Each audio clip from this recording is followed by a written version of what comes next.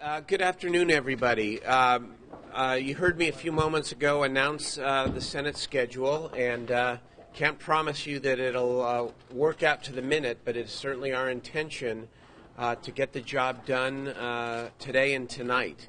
I am confident that we will have the requisite votes on all of the important items of the budget in order to put $25 billion plus of budget deficit behind us. And this has been a grueling process. And as I said over the last couple of days, while I feel some relief that it is about to be over, it's a very sober time because the decisions that we have been called upon to make have been very, very difficult. And we, in California, one of the things we need to fix is the fact that we make these decisions with one arm tied behind our backs. The two-thirds requirement does not allow a real discussion about revenue. And I think the people, from what I've been hearing over the last several days, when it comes to the cut side, they're saying enough is enough. And we are doing the responsible thing, the difficult thing, the painful thing. But after this is over, whatever time we're able to buy here, we are going to work to fix what we know is broken about this system. Senator, if you're successful tonight, yeah. Do you expect that in a few months you may have to come back to repair? Here is my hope, that given that we will have resolved over $60 billion worth of deficit since January 1st, that it will be enough to allow us to sell the financial instruments that deal with the cash problem until June 30th of next year. If that's the case, it's likely that we will have to come back probably in January to deal with wherever the economy takes the budget. And at least over the next number of months, we can focus on fixing what we know is broken with this system.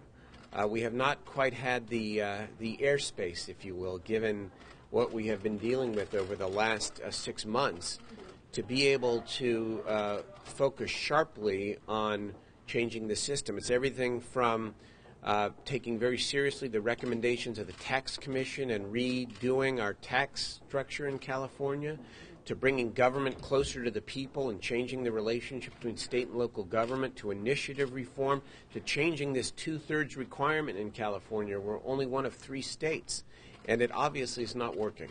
You say you think you have the number of votes. Do you think all of Democrats will vote for this budget? Well,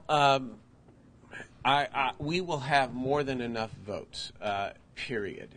We're going into caucus right now to talk about 31 bills here. There are 31 bills that we are going to be dealing with, and so we will have enough votes on each and every one of the 31 Senator, bills. let me ask you a quick question. Yeah. Do you agree with some who think this is really a victory for the Republicans because they managed to do this without raising taxes? Well, I don't view it as a victory for Republicans. If they declare it as a victory, it is only because the Constitution allows them the veto power to stop a more balanced approach. And that's very clear. Look, we have a situation here where a small minority of legislators can dictate the timing and to some degree the content of the budget. It takes 2/3 to raise revenue. And we have a strong majority in California of Democrats, but not the requisite 2/3.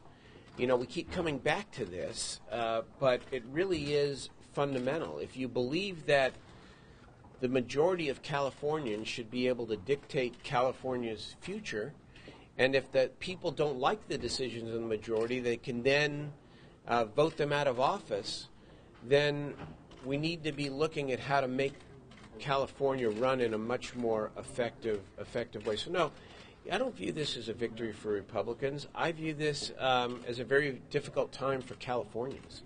And, I take pride in the fact, I must say, that as Democrats, when the governor proposed eliminating the safety net for the most vulnerable Californians, that we in fact were able to save thousands and thousands of people. And we were able to save untold numbers of services by holding the line. People ask, well, why is the budget late?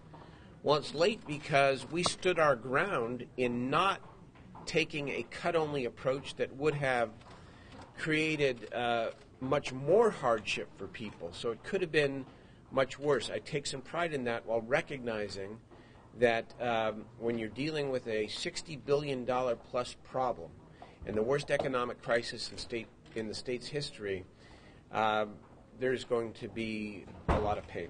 I got to go. Can I discuss the timing really quickly tonight? Because it looks like it's going to be really late tonight. Is that because we're hearing Republicans are insisting on a 24-hour? We're working very well with the Republican leadership here. We're giving them all of the languages. We're getting it, and we're talking about 31 bills and some very difficult, complicated law changes, and so they rightfully, as do our people, want to review every detail, but we're working very well with them. Senator Hollingsworth and I have a fine relationship, and we're going to work this through together. And it is true that it may be a late night or even an early morning, but we will get the people's job done. Do you need all 31 bills for the deal to be impacted, or can you get some and not all?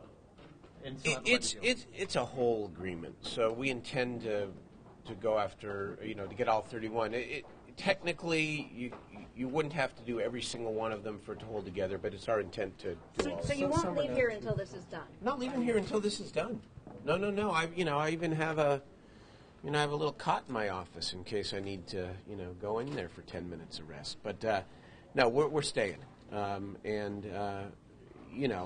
want to end these IOUs as quickly as possible. And for all of the difficulty and the pain in the budget, one of the positive things is that the IOUs will go away and the state can begin to regain its footing and again focus forward on building a positive agenda in this state and fixing the parts of the system that everybody knows needs fixing.